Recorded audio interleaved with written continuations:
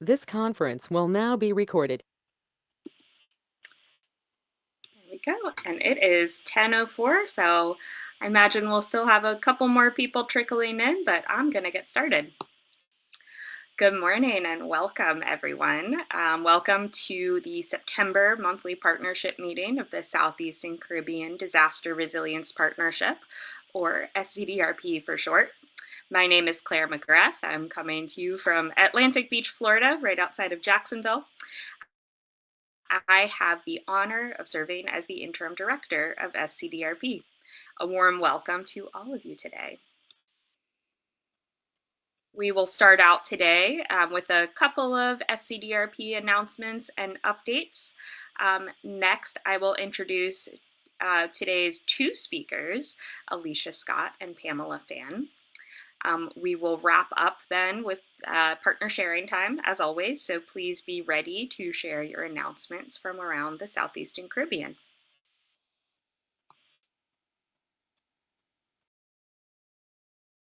All right, first up, I'm excited to announce that SCDRP is hosting a virtual panel discussion for Florida Climate Week. I know many of our Florida partners are also hosting events for Florida Climate Week, so we're excited to join them. Florida Climate Week is hosted by the Volo Foundation. It's a powerful celebration of engagement, education, and collective action focused on the climate and resilience challenges facing the state of Florida. You can scan the QR code and we can send you a calendar invitation to attend SCDRP's panel. Our panel is called When the Storm Hits Home, Local Leadership in a Changing Climate. And it will take place on Monday, October 6th from 11 a.m. to 12 p.m. Eastern.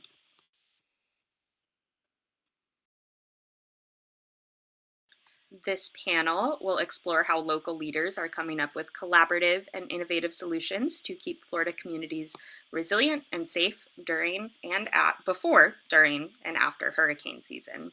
As you can see, we have a fantastic lineup of speakers for this panel.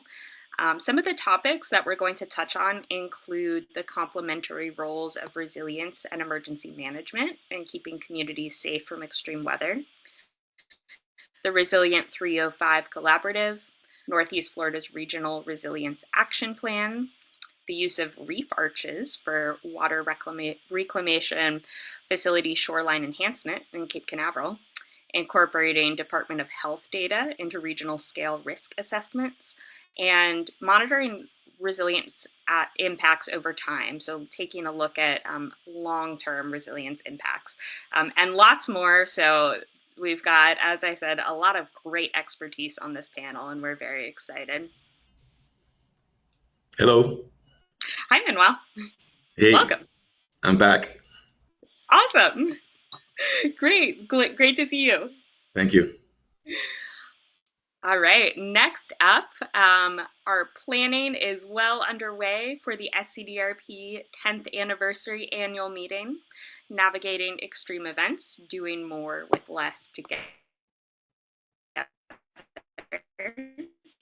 The meeting will convene practitioners and stakeholders from across sectors and fields to identify and share innovative approaches to enhance state, territorial, tribal, and local emergency management capacity with potentially limited resources. For our 10th anniversary meeting, we are really excited to add some additional networking opportunities, such as working lunch sessions, possibly an evening networking reception, depending on sponsorship, and even more.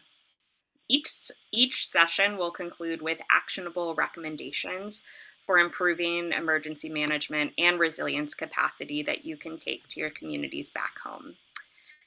The meeting will be March 4th to 5th, 2026 in Charleston, South Carolina. We're very grateful to be hosted by the College of Charleston. And we anticipate opening registration in early October. So keep an eye on our webpage, and we will be sharing updates and letting you know when registration opens on there. We are also offering additional sponsorship opportunities and benefits this year. So in addition to our traditional sponsorship levels, gold, silver, and bronze, we're offering two additional levels, platinum and diamond. We have one diamond sponsorship opportunity available. They will be the exclusive hosts of the evening networking reception on the first full day of the meeting. So that will be on March 4th. So this includes promotional opportunities such as a 10-minute welcome at the reception, a 5-minute lightning talk during the main meeting, and exhibit booths. We also have two platinum sponsorship opportunities available. Platinum sponsors also get exclusive opportunities to highlight their work and connect with meeting participants.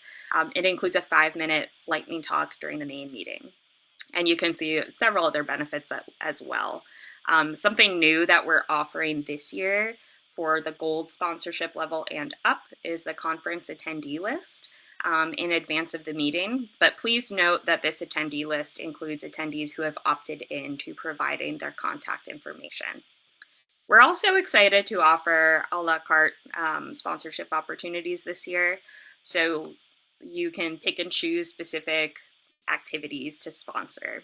So if you're interested in becoming a sponsor, email us at scdrp@socorro.org and we will send you the full prospectus.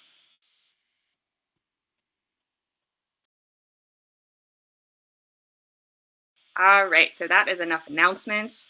It is my pleasure now to introduce today's speakers, Pamela Fann, CEO and founder of Integrated Solutions, and Alicia Scott, CEO of Coalitico. Is that LLC? Did I say that right? Okay, perfect. All right. Both Pamela and Alicia have incredible bios, like very rich experience. I'm just going to highlight a couple of things, but if you missed yesterday's, I sent an email to our partnership yesterday, which included their full bios. If you didn't see it, go take a look because both of them have a very impressive list of accomplishments. Pamela Fann is a transformative force in energy equity and diversity leadership as the founder and CEO of Integrated Solutions. Her company operates at the intersection of energy efficiency, workforce development, and cultivating community and civic collaborations, creating frameworks that embed cultural competency into sustainable program design.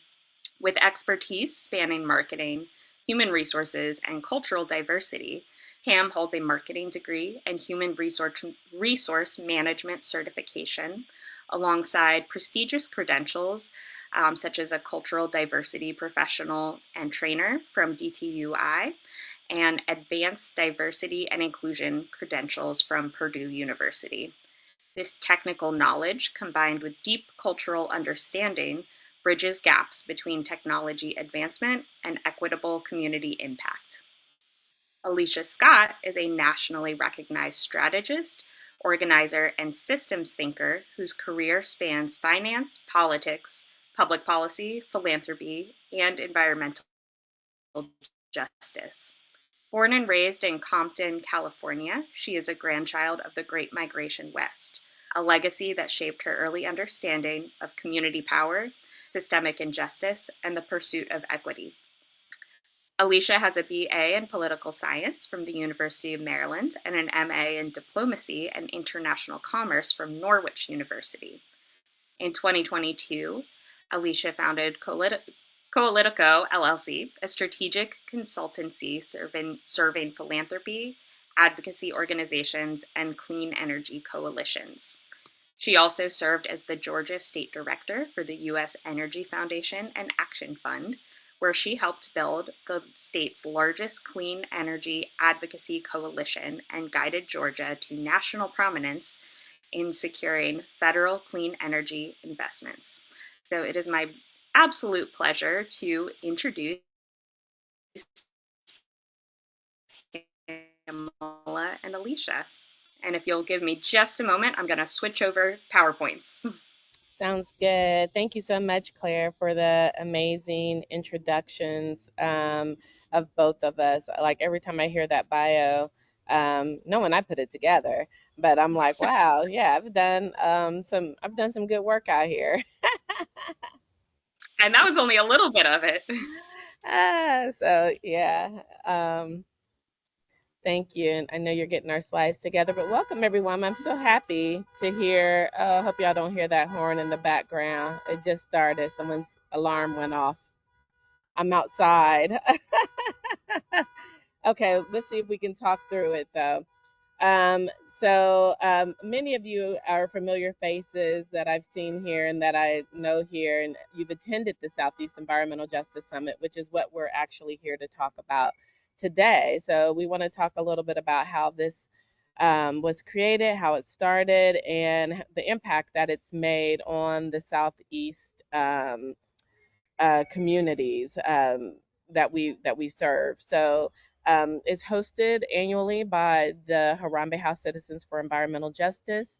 Many of you know the wonderful Dr. Mildred McLean, who is the founder and executive director of Harambe House. But this was her brainchild, and her directive, and I simply get to play a small part and seeing it come to life for her year after year. So we've hosted it now for 3 years in a row. And it has been what I think quite transformative and quite successful. Next slide, please.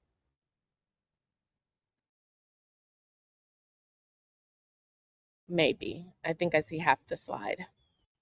I don't see the whole slide. There we go. Why the Southeast Environmental Justice? Well, we are under the belief, and this is a strong belief by Dr. Mildred McLean, that issues of the within the environmental justice communities in the Southeast are really distinct from those from anywhere else. I would say that to be true. We tend to have a lot more weather events. We have a lot more humidity. We have older housing stock. We have so many more issues that impact us in the Southeast compared to many of our counterparts. Um, the policy environment, the natural environment, legacy industries. That I think also, if we are being honest, topped with legacy racism in the South, I think compounds a lot of our issues. It makes us a little bit more distinct from other folks. So we call for 3.5 days. Any of y'all who have been to the conference know it's 3.5 long days, but we get so much done and it's packed in within those 3 days for community. But it's not only planning and workshops and panels that you'll see, but there's a lot of healing. There's a lot of fellowships. You'll see we've had dancing and singing, which there's always healing in that. So there's always a cultural aspect to the work that we do too. We bring in a lot of youth as well. We make sure that the youth are included as a part of this work, because they are the ones who ultimately will be taking over and doing a lot of this work. So educating them and bringing them along the journey of this work that we're doing. Next slide, please. So who attends this workshop in this conference? Well, we have, of course, frontline and fence line community members that attend, but we have community-based organizations, uh, community partnerships, community leaders, colleges and universities. So we have a lot of academia support, federal, state, and local leaders. Unfortunately, last year, most of our federal participants weren't able to participate. Some of you on the call know this because we've seen you before, and you've been able to participate before, but circumstances happened earlier this year and you weren't able to participate. We understand, but you've been staunch supporters and we appreciate that. Nonprofit organizations, for-profit organizations, and then students and youth as well. And typically, while we have all of the Southeast region states that participate, 8 states and 6 tribes, indigenous tribes. We also have brought in folks from other states who believe in this work that we're doing and want to take some of those learnings back to their states to be able to adopt. Next, please. And thank you, Claire, for being our Vanna White today and flipping the letters. I didn't want to take any chances with the technology, with me messing up. So our themes that we've utilized over the last 3 years. Our first year was EJ Strong, EJ Forward. 2024 was Our Moment, Our Movement. And then 2025 was Protect, Educate, Build, and Serve. 2025 was, we saw a shift, considering the response to funding from the federal administration. We wanted to make sure that communities stayed protected, that we educated them on the resources and things that were still available to their communities for all of their project work that they had been working on, all of the plans that they've had. So we wanted to make sure we kept that intact, and that we continue to build and helping communities to understand and community members to understand that uh, this is not the end of this work. That, one of the things Dr. McLean stated ahead of this conference was that, we're used to doing this work without any federal funding. It was great that they came in to support, but we're used to doing it without. So reminding people that this work has always been grassroots. It always has been about community, but we want to build upon those relationships that we've formed. We want to build upon some of those resources that we've now been connected to, and then to serve. Serving each other, serving, Mama Earth, as Dr. McLean would say, and continue to serve our youth in particular. There was a heavy focus on youth, ensuring that they know that their futures, with our guidance, can be secure. So yeah, Protect, Education, Build, and Serve was a perfect theme for this past year. Next slide, please. So the goals of the conference. One of the major goals has been to enact the Southeast Regional 10-year strategic plan. In 2024, 2023 laid the ground work for building out a 10-year strategic plan. We hosted state circles within the conference, and outside of the conference. That began when we started hosting them every month, but we did it within the conference just to ensure that each state had their voice heard and represented as to what were some of the top line issues in their states. Then from that, we developed the 10-year strategic plan to discuss um, how do we make sure that we find out the resources, the funding, the partnerships in each of those states to either remediate or mitigate some of those issues, some of those top issues that community um, brought to the surface. So the 10-year regional strategic plan was developed out of that, and in 2024 at the conference we released it. And it was kind of given its blessings by the African American Mayors Association, by Secretary Granholm, by our Atlanta mayor, and others. And so we've been working diligently on that 10-year strategic plan and continue to work. So there was a One Florida conference that happened last year when we enacted our first direct work with the state on the 10-year strategic plan, and that's what we've been focused on through this last conference and through our continued state circles as well. Bringing together state local leaders to implement the strategic vision, bringing together frontline and fence line leaders from across the Southeast US, making sure folks know each other, because a lot of times not knowing who's doing similar work or how to connect, this conference does bring a lot of folks together. If you've been there, then you know. Direct funding and investment in community-driven projects, programs, and jobs. So we have a lot of subject matter experts, as well as a lot of industry folks who can talk to different programs, different funding, job opportunities, and then engage our youth and prepare them for continued success as well. And the youth get to do presentations. We have youth that do keynote speaking and to engage and inspire other youth. We had youth lead panel discussions. We had youth lead demonstrations on planting last year in crops. Some that were working in gardens. So youth is another big part of this work and continuing this work. Next, please.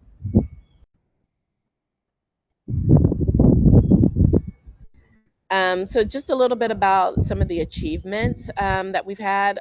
Over 30 organizations have provided um, financial support across the 6 major events that we've done with the Southeast Environmental Justice Summit. So in 2023, we had historic convening in St. Simon. In 2023 was also the inaugural Environmental Justice Summit. Then we also, in November 2023, had an ACANET convening. ACANET is a acronym. I would tell you the full acronym. I have it written down somewhere, but I can't. I can never think of it off the top of my head. But it's academia, community. Um, Alicia, do you know ACANET? The exact Yeah, acronym? the academic and community network. Yes. Academic and Community Action Network. Yeah, so and it involves convening mostly convening academia and community, but also bringing in industry and their connected partners. And then in June of 2024, we had an Alabama State meeting. We had in July of 2024, the second annual Southeast Environmental Justice Summit. I forgot to add that in early March. I think they ended up having it in March of early 2020 or February 2025, the One Florida conference, which we supported there as well. And then in June 2025, the third annual Southeast Environmental Justice Summit. But we've been able to build momentum around this conference. Again, we've had a lot of wonderful organizations who have supported and sponsored this event and provided financial support and in-kind contributions. Um, One thing to note is that Harambe House pays for all of this for community to attend. And so typically helping them with transportation and getting to the conference, paying for their hotel stay for community members who haven't had an opportunity to travel and be a part of something like this. And so it's a big deal when you can say, just come, if you're able to come and make your way here. We'll help you with transportation. We'll help you with hotel stay. Your breakfast and lunch is usually always covered. And so please come and join us and be a part of this movement and be in concert with people who support the work that you do and see that you're not alone in doing this work within your communities. You have a whole other community out here that's supporting you. So financial support is important, and ensuring that we get funding and sponsorship to be able to pull this off is also very important. Next slide, please. So some of the key impacts and metrics we've had over all of those events, we've had over 1,400 plus participants. Our very first conference, we stopped registration at 300 people, and another almost 100 people just showed up. They heard about it, they wanted to be a part of it, and they showed up. So the next year we had, close to 400 participants, and then in addition to that, we had another close to 400 participants last year. This past June. This past June was another very large event because I think people were trying to just figure out a way and trying to, figure out how do they continue this work. It was like a blow to them having so much of their funding pulled, but everyone came together, and it was just a really great really great moment for all of us. We generated over 406,000 in revenue for for these conferences and events. We've had the 4 major events. We've had 8 states engaged and 6 tribal nations, as I mentioned before. And based on our polls, we've had about, in our surveys, we had a 4.75 satisfaction rating from attendees. Next, please.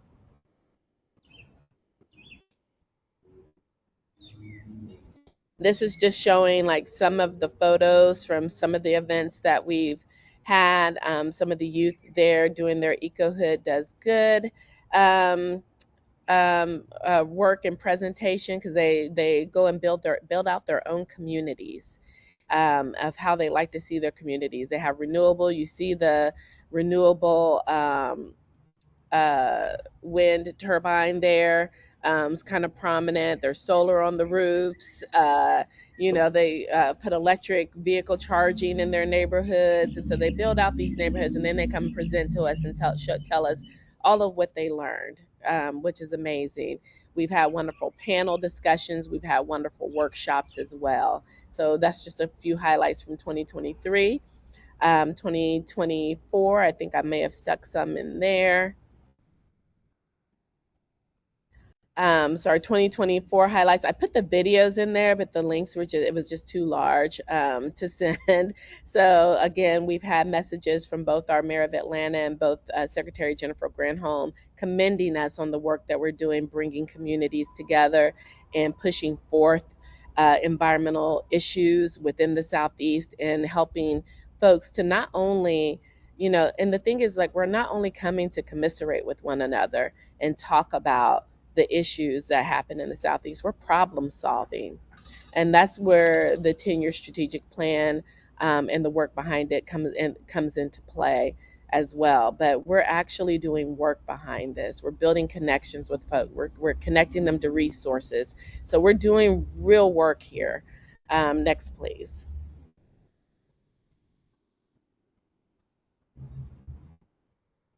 And these were some of our highlights from 2025 from this past conference. Again, I Grow in a Bucket was one of the sessions that we held, where teams talked about how you don't have to have a big garden to plant, fruits and vegetables. You can do it in a bucket on your patio. You can do it in your apartment building. You can eat fresh foods. And considering, some of the rollbacks from some of the administration, like, it's becoming ever more important that we look at alternative food sources. So we talked a lot about agriculture. Agriculture was a huge topic throughout the conference, and was woven throughout the conference. There's the wonderful Dr. Mildred McLean in all her glory. We had the youth do a mural that was sponsored by Coalitico. They put an art mural together. Really, it wasn't just the youth. It was grown-ups too, going over there and doodling on the mural. I saw them. So we had this huge mural project. We had music and dancing as well. So again, this year was really a great, if you were there, it was a really, really great event. Really great sentiments from this past conference. Next slide, please. And then, so what's next? And I think I'm going to turn this over to Alicia, but I did have one more slide in there, and I don't know, somehow it might have either got pushed down, but I wanted to just talk about the continued work that we're doing is the Southeast Environmental Justice, not the summit, the state circles. So the state circles happen the first Tuesday of every month. And we still bring together all of the 8 states and 6 tribes and whoever else wants to join the call. And we still talk about issues that are happening within communities, real-time issues, real-time solutions, solution solving. Our last couple of sessions have been brought over from the conference where we needed more time to talk about land use and zoning and ordinance. We had a session on that last month. And before that, we had a great discussion on AI and how to use AI for your benefit for your work. And so those were some topics that people wanted to hear more about. And so we're talking about those in the state circles. But we also give a lot of updates on funding opportunities, on what's happening within communities. So, first Tuesday of every month, if anyone's interested in joining those state circles, please send me an email and I'll make sure you'll get added, or send you the information to add yourself to the Zoom call. In addition to that, the 10-year strategic plan. So these are two real important initiatives in that 10-year strategic plan. What we've been doing as a next step for that is actually going into each of the states and working with each of the states to pull out those top line issues within communities and then trying to figure out a way to help address those. We know the partners, we know the people you should be working with. And so it's about bringing everyone together, finding funding and finding resources again for mitigation and remediation. So enacting the 10-year strategic plan is very important, and that's the work that we're continuing to do throughout throughout the Southeast Environmental Justice Summit and as part of this network. And so with that, I'm going to stop and pass it over to Alicia. Thank you, Pam. Can you all hear me okay? Okay, great. There is construction going on right outside my office window in case you all hear a jackhammer at some point. So I'm Alicia Scott. I'm CEO of Coalitico. We are a strategic planning and fundraising and development nonprofit consulting firm. I work with NGOs, CBOs, as well as academic institutions of higher education. So the origin of Siege. I am currently the fundraising and development consultant for Harambe House, and I also work as a private fellowship administrator for Dr. Mildred McLean with all of her fellowships. Dr. McLean developed Siege. Really, Siege started off as a retreat.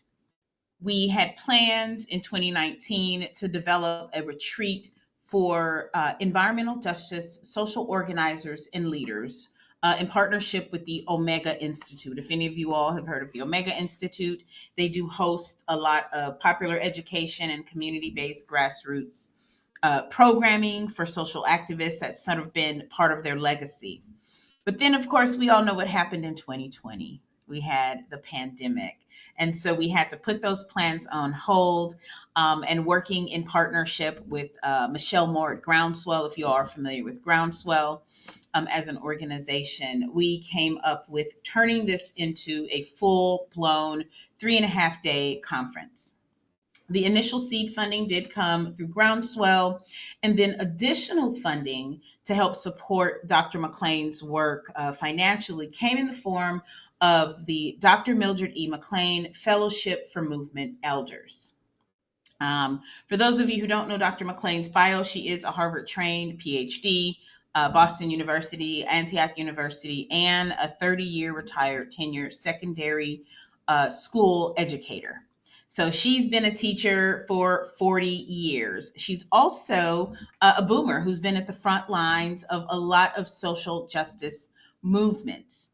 So where we are in the continuum of her work is to enshrine everything that she creates, operationalize it, and publish it so that she can hand it off and give all of her learnings and methodologies to the next generation of social advocates. So what does that mean? The organizing methodology that Dr. McLean, as an academician, that she employed to develop Siege used the popular education framework. So if any of you are familiar with popular education methodologies, participatory research design, which grounds movements, convenings, conferences, and programs in the lived experiences of those people who are affected most at the point source of the problem. So Dr. McLean deploys a popular education methodology Pam is the coordinator of all of this, and we get together with movement leaders from across the region and develop the programming for Siege collectively every year. So this just isn't coming out of one person's brain saying we should do this, this. We sit down for 3 days in a planning retreat every year, and we duke it out, and we throw ideas up on the board, and we vote on what looks good, what looks not, and we take a diversity of thought from high levels of academic leaders to grassroots leaders to organizers to academicians to industry leaders to clean energy entrepreneurs. So we have a really robust and diverse planning committee for Siege, and a lot of thought, time, and effort is put into the programming. So this is a very well thought out, and it's not just from folks in Georgia. I know that Atlanta, we can tend to be very Atlanta centric, that, you know, the only thing happening in EJ is happening in Atlanta. But no, we bring folks from North Carolina, South Carolina, Alabama, Mississippi, to come and add what they believe are their most pressing problems. That methodology is carried over through the implementation of the 10-year strategic plan, where we prioritize a convening and a working session at each year's Siege conference so that we can update and keep the 10-year strategic plan like a living, breathing document. Obviously, what we created and put together in 2023 and what is possible from that plan in 2025 live on two different planes of reality. If you all live in the US, you know that, our country is divided into two different planes of climate reality right now, especially based on what happened at the UN General Assembly this week. So we take that same methodology and use it for working groups in Siege so that we actually can do work, which is what Pamela was referencing earlier when she said we actually are doing work behind the scenes. So we do have a working session. So if you come to Siege, you'll come and you'll be able to participate in that participatory research design framework, where even a bigger group gets together to put their heads together around what's going on in each state.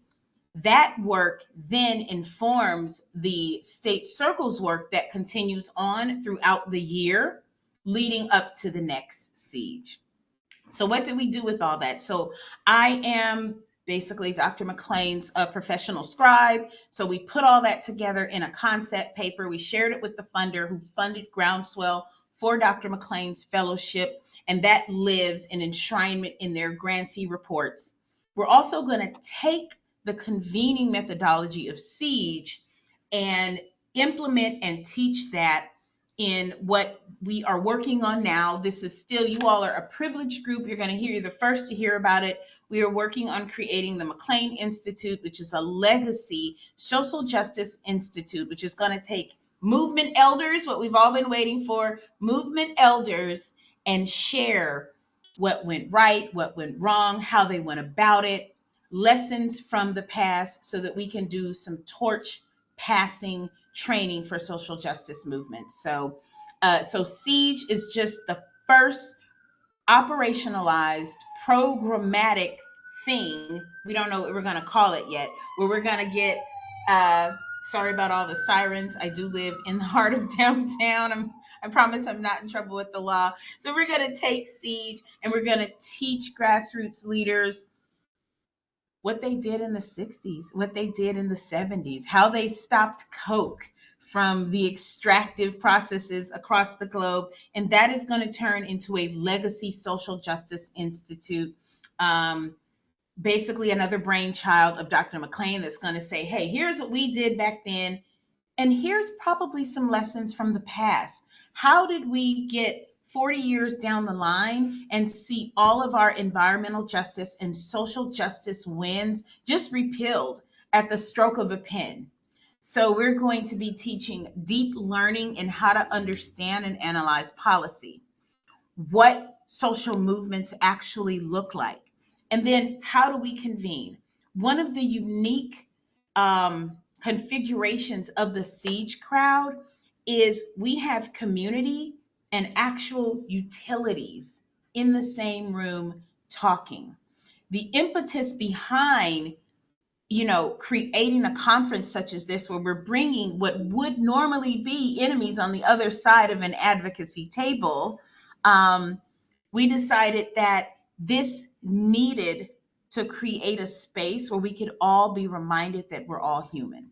There's a human that works in research and development at Southern Company and Georgia Power. However, advocacy tends to be traditionally myopic, where we sort of say, okay, you're charging us too much, you are the enemy.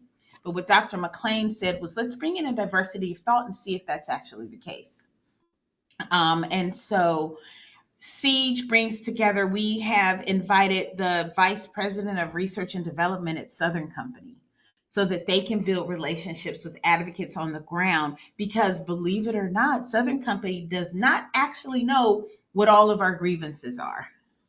They know that they have a statutory obligation to provide electricity to their customers. The advocates on the ground don't understand what it takes to actually fulfill that statutory requirement. So we bring industry, utility, community, culture, academia, youth, professionals, older adults, younger adults for intergenerational learning and relationship building. And the continuum of this movement work will be, here's Siege, here's who we think you need to have in the room if you want to actually get anything done. You need the utilities, the people making the decisions that are perceived harm. You need the academic institutions who get all the money for the research, development, and feasibility reports for projects on the ground. And now we want to bring in grassroots. And these are the people who are hurt first and worst when it comes to extractive environmental injustices. And so stay tuned. We will see something along the lines of the McLean Legacy Social Justice Institute for some great torch passing, shared generational and intergenerational learning. And so that is the origin story of Siege and what we're going to do to enshrine it. And that will be Dr. McLean's legacy and gift to the upcoming cohort of social justice leaders. Thank you all for having us. We can go to the next slide and open it up for questions. I'll just add on this last slide here. You've got our information. If anyone here is interested in becoming a sponsor or know of a sponsor, of someone who wants to help sponsor, again, this is all paid for by the Harambe House for communities to come. So we're always open to sponsorship. Let me know. Here's my information. I know a lot of you here. I know you can find me anyway. So just let us know, because we're again always looking for support to continue this work, continue this great work that we'll see. And we'll look forward to seeing you all in 2026. We do have some tentative dates of, I think, June 11th weekend here in Atlanta, Georgia, at the Omni again. So stay tuned. We'll be releasing more information on that. 10th through the 14th of June 2026. And Is it the the 10th? sponsorship, yeah, and the 2026 sponsorship packet is ready. We'll have it if you all are interested in becoming a sponsor. We've updated and upgraded those, put a little more information in that package, and so that's ready to send out to anyone that is interested. It's actually the 12th through the 14th. The 12th is on that Friday. Sorry. The 12th through the 14th. I had to give you the right dates. Sorry, y'all. But yes, if you're interested or know anyone interested, let us know. Yeah, By a show absolutely. of hands here, if I can ask, by a show of hands here, who has been to one of the summits or convenings or state circle? Yep, Alexandra, Tasha. I know Tasha. So I think I'm only seeing 2 hands go up, but I saw some names on here of people that I know.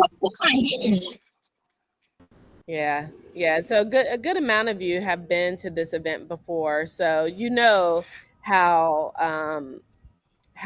wonderful it is. You know how collaborative it is. You've been there, you've seen it, you've felt it in your spirit. you know, when you leave, you feel like you did a good thing and you spent some good time with some good people. So, yeah, it's a great event. Thank you, Claire. Thank you so much. Yeah, it's really exciting for me to hear about as we are getting ready we are in the planning process for our annual meeting in 2026. And something that we've been talking a lot about is how do we make our annual meeting not just purely informational, and leave people with great ideas that they're never going to be able to implement. And it sounds like the Siege Summit has developed a really great framework for moving from convening to action. um, I really enjoyed hearing about it, and I might be following up with some questions for you both later. But I'd like to open it up to anyone else who has questions. You can either drop your questions into the chat, you can unmute yourself and ask your questions, raise your virtual hand, and I'll monitor the chat and make sure we're getting any questions that come in through the chat. And I'll start off. I was wondering, is the 10-year environmental justice regional plan, strategic plan, is that available online somewhere? Absolutely. I think it's on the SEE, I think it's SEEJ.org website. Okay. But you can also reach out to me, and we have copies of it as well. I can email Okay. a link for folks to have it. We've got it on Jump Drive. Dr. McLean, I've got several Jump Drives left. I can send it to you on Jump Drive, however you want to see it. So there is a PDF version that's 60 something pages, but there's also a PowerPoint presentation that's probably a little bit more engaging to look at.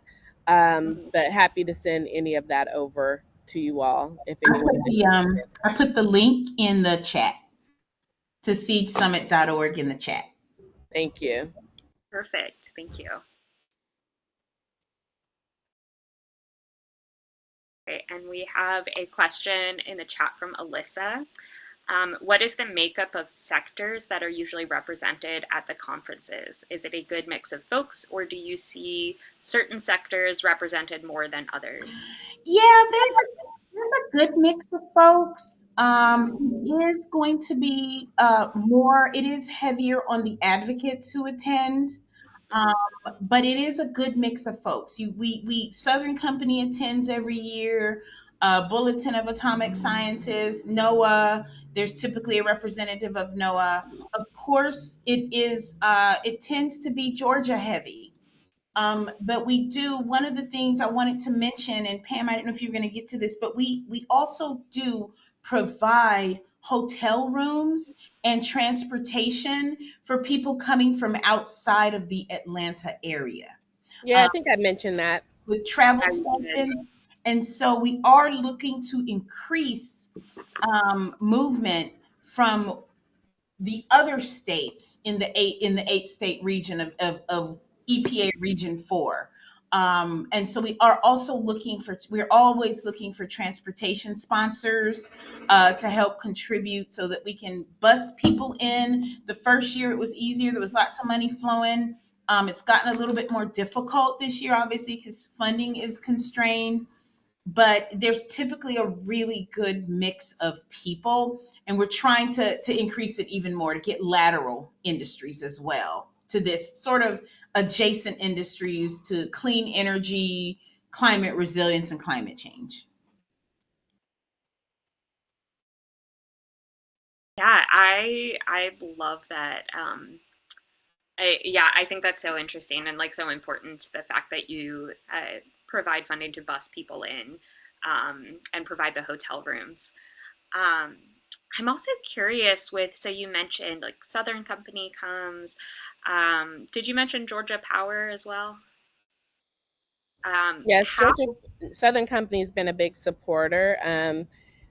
you know, we don't publicize it as much, and they request, you Right. know, not everybody wants it to be known like, oh yeah, hey, we've given X amount of dollars to help support, but they have been a supporter, and I think that it's important to know that we've gotten supporters from across industries who believe in this work or who have some sort of um, social impact funding or social impact um, uh, I want to say like recognition in their company. So you know, industry. We all know this. We all work in this. We're not going to make it seem like we don't work in this environment. Industry is one of the biggest polluters and contributors to greenhouse gas emissions, and so you know they do play a part in helping us to solution solve around this. And so yeah, we go to them and we talk to them, and that's a part of the role as organizer that I play, as well as having those conversations with them about, you know, will you come? Will you attend? Will you be present? Even if you can't necessarily support with your dollars, which we hope that you can, we want you to be present and be a part of the conversation that we're having, because we believe that everyone should be at the table. This isn't these aren't solutions that we can solve by ourselves. We need everyone at the table to help with this. And so, yeah, I think it's very important to note that we do outreach to industry. It's not just your big greens and your philanthropy and your foundations. While we do love them and they do are present, yeah, we talk to industry as well, and so we'd love for you to be a part of this. Georgia Tech has been a really great supporter on the academic side. Every year, they show up, they produce panels for us, wonderful, engaging panels for the participants, and they typically will, you know, host a tour or an event or play a role in sponsorship in some way. And so, yeah, we've got a lot of great partnerships out there already that we want to continue to build upon. And to answer Aranzazu, am I saying that right? Aranzazu? Let's go. Yes. Hi, Alicia. Hello. Yes, thank you. I just wanted to, this conference has been on my mind, and since you mentioned Georgia, and I was just looking through the agenda to see, what aspects intersect with your work there, and hopefully there So is some. there is. And so Harambe House is in partnership with the Sear Hub at Oh, Georgia. yeah. And Jill Gamble, Jill, Yeah. she did mention to me last month at one of our meetings that there is a lack of representation from community organizations at this conference. Ah, And so ah, if you notice the agenda, it's heavy on academia and uh-huh. faith leaders this Yeah. year. Okay. Dare I say that the state of Georgia's government agencies aren't actually really interested in implementing real resilience projects. We are still a very, very red state. Hmm. And so, there's a reason why we don't see any CBOs on the agenda, because Oh, yeah. then they have to go in there and tell the truth. Yeah. So, not that Yeah. I want to, critique the Georgia Resiliency Conference, Yeah. but that is sort of Harambe's name them and shame them model is, where is community? So Yeah. Yeah. unfortunately, um, with with the exception of like GIPL, Georgia Interfaith Power and Light, there isn't representation for historically marginalized communities at the Georgia Resilience Conference. I'm just going to say it plain, and Yeah. welcome you to mention that during the conference. When you And I would dare to say the same about some of the other, like the Georgia Environmental Conference. I've spoken there the last 3 years in a row. The first year I spoke there was okay, and I was just really surprised that that was my very first year going, and I was surprised that for it to be an environmental conference, that there weren't people who actually experienced the environmental impacts there. And then the second year, I brought Dr. Mildred McLean to the Georgia Environmental Conference, and the session was so wildly popular that there were people like standing outside of the room trying to get in to see her speak and to hear what we were talking about in that discussion. But then this year, the climate changed, and there were only a few conversations about environmental and community impacts and work. So that's people get finicky and fickle. So, but the work again, the work still continues. The communities are still here. They're still experiencing a lot of the same issues. So the work doesn't end. It doesn't end. So whether people are in those rooms talking about it or not, we're still here. We're still here working on it. We're still talking about it. Come to our conference. You're going to hear Yes, plenty of yes. it. But yeah, we love to be in those spaces. Thank you so much for making us aware of that, Pam and Alicia. Thank you so much. Hi, thank you. Well, I feel like I have a million more questions that I could ask, but we are reaching, it is 10:59.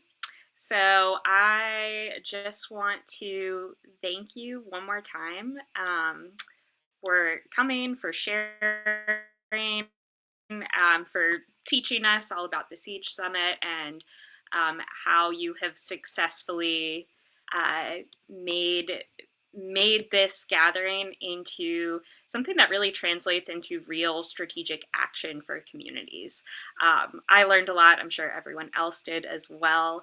I'd invite before you all sign off, if you have any regional updates or announcements, feel free to drop them in the chat. You can also turn your mic off and share them if you'd like. But once again, thank you so much, Pamela and Alicia, and we hope to stay in touch and stay up to date on all of the great work that you're doing. And please feel free to, I'll try to stay on top of everything that you mentioned, but feel free to send me updates. And I'm happy to share them with our network through our listserv and social media. Will do. Great work that you're doing. Thank you so much, Claire. My only update is pay attention to the Southern States Energy Board and the Southeast Direct Air Capture Hub going up in Mobile. Pam and I do a lot of work with Georgia Tech on that, but just for those of y'all living in Gulf states, just keep your eyes out on Southern States Energy Board. I'm just going to put that out there. Southern States Energy Board. The Southern States Energy Board and the Southeast Direct Air Capture Hub project. That has quietly is one of the quiet projects that has not been cut by the federal government. And so, things that survive, we should all probably pay attention to, as it'll impact us here in the Southeast. Yeah, absolutely. All right. Well, thank you so much again for being here. I'm excited to stay in touch and follow all of the great work that you're doing. Thanks, Thank you. Claire. Y'all have a